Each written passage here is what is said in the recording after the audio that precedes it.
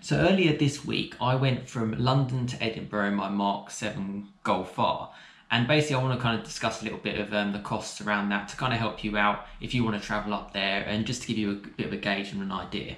Now, there's a couple of ways that obviously you can get to Edinburgh from London. You can go via train, you can fly via plane, or you can go via car. I went via car. To be honest, I think the other two methods are fine. I have done like a day flight to Edinburgh before. It's not too bad. The costs are quite reasonable. From a car perspective, you've got to think about a few things. First of all, you've got to recognise that you're going to be putting on at least 800 miles onto your car. That's for the journey there and the journey back. So that is ultimately going to be a little bit of wear and tear on your car and a little bit of a depreciation on your car. So just something to bear in mind. The one probably biggest cost is fuel. It depends on fuel prices. You know, I'm filming this sort of late December 2021 where fuel prices are a bit all over the place. And I was quite surprised because I thought as I headed up north, I thought fuel might get a little bit better. It wasn't really the case. I ended up paying about £1.45 a litre for 99 SO Supreme. That wasn't too bad. That was one of the cheapest in my area. When I got to Edinburgh and I had to fill up to get back, I ended up paying the most I've ever paid for fuel. I paid £1.67, which meant for a full fill up, it was nearly £80 on a 55 litre tank in my Golf R. So quite a lot of money. Funny enough, when I came back down, it was about £1.55. I think I paid for the next fill up. So you've got to bear in mind fuel prices and just be aware, particularly if you're going to big cities, you pay for it basically. There's no getting away from it. You don't really have a choice. You know, I needed to get back and yeah, I had to pay what I had to pay. So fuel is certainly one thing to take into consideration, but actually on a cruise in a car, particularly as it's nice smooth motorways, M1, A1M, whichever one you choose to take, or you can go sort of like, instead of going East Coast, you can go West Coast, you can take sort of like the M6, go the M6 toll.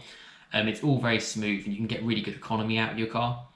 So you'll get a lot more miles than you would do from your normal day-to-day driving. I mean, I got nearly sort of 475 miles out of my car, which is a good about 125 more than normal.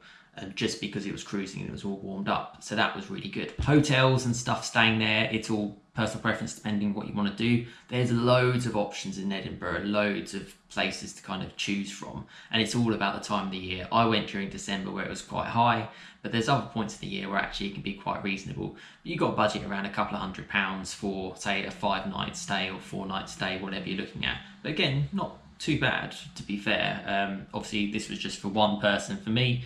But if you're taking your family or you're doing anything like that, that's just something to think about.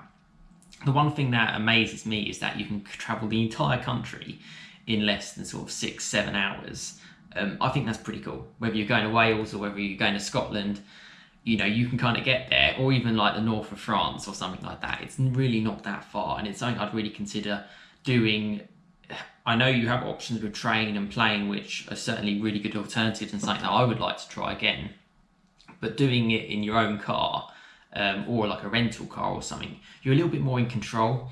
And then once you get onto the other side, you can then sort of enjoy things a little bit more.